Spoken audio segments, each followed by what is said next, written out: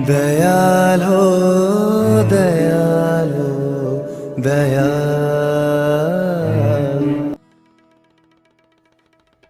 जय गुरु। आजिर आलोचनार विषय हेउचे इष्टवृत्ति।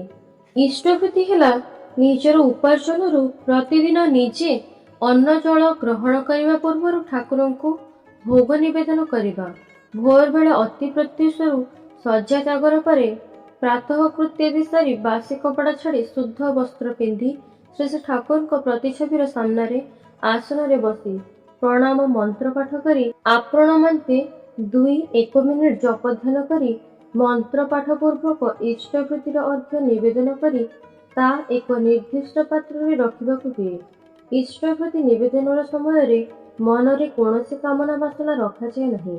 जेते दूर संभव भक्ति और भल पाइबा नहीं इष्टवृत्ति निवेदन करबाकु हुए। एही इष्टवृत्ति ठीक 30 दिन पूर्ण हेले इष्ट स्थान को पठा जाए। जेते आसो आपद विपद जेपरि हेउ प्राण इष्टवृत्ति आणी ही आणे सबरी परित्राण।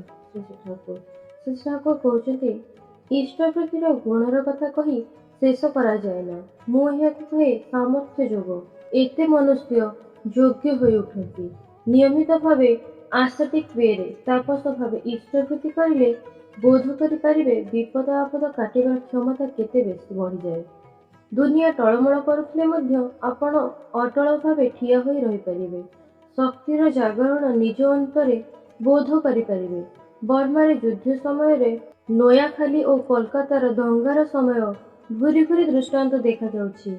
जोमाने निष्ठार संगे जजन जजन इष्टवृत्ति करନ୍ତି सेमाने परमपितांक दयारे केउ भावे समूह विपदर हातରୁ रक्षा पाते।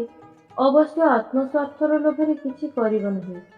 परमपिता को भल पाई तांको पथरे चलिले परमपिता तांकर हाथ धरी चलाई नहीं मंगलर कोଳରେ समासीन करिवे। आलोचना प्रसंग 10। एहाको श्री ठाकुर निकुंभिला यज्ञ परि अजय बोली कहउछन्ति।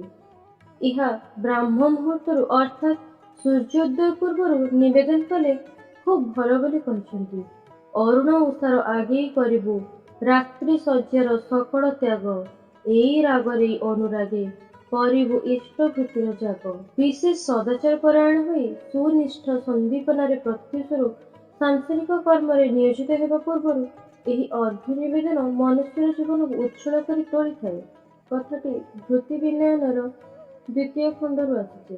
पुणी प्रश्न आसुचे इष्टवृत्ति निजर आहार्यानुपातिक न कले तो इनसिंसियरिटी बा अकपटता आसे। श्री ठाकुर उत्तर रे कहउछन्ति सिंसियरिटी बा आंतरिकता वृद्धि जेते वृद्धि पाए करू करू मनुष्यर योग्यता मध्य सेतिके वृद्धि पाए। धर्मर छलना करिबा मध्य भल। इष्टवृत्ति डोनेशन दान भली दिया जाए नहीं। नित्य निवेदन करबाकु हुए। आग्रह रहिबा दरकार। ताहा दैनंदिन समस्त कार्य गुड़िको अजनतले सुनियंत्रित करि तोले आ सेगुड़िको एडजस्ट बा नियंत्रण करे। इहार क्षमता जे कौन ताहा विपद अपद समय रे बुझी हुए। एही भली केते जे घटना रही जे तार इयता नहीं। आलोचना प्रसंगर 19 खंड।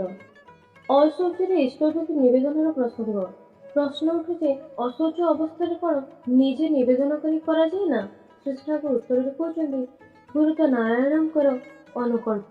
नारायणंकर भोग यदि अशौच अवस्था दिया जाए ना ताहले गुरु को दिया जाव कहीं। पुणी प्रश्न आसुचे कहार अशौचर मध्य इष्टवृत्ति पठाइबार दिन पड़गले कौन ए दिन में पठाई पारे। श्री ठाकुर एई जहाको दे इष्टवृत्ति कराइबे तांको दे पठाइबे। ए समय रे जहार अशौच नहीं एपरि काहाको डाकी मंत्र कही दे ताको देई करबाकु हेबो। दीक्षित लोक न पाइले शाश्वत अदीक्षित लोकंको देई एहा करबाकु हुए। कथाटी आसीछि आलोचना प्रसंगर 18 खंडरु।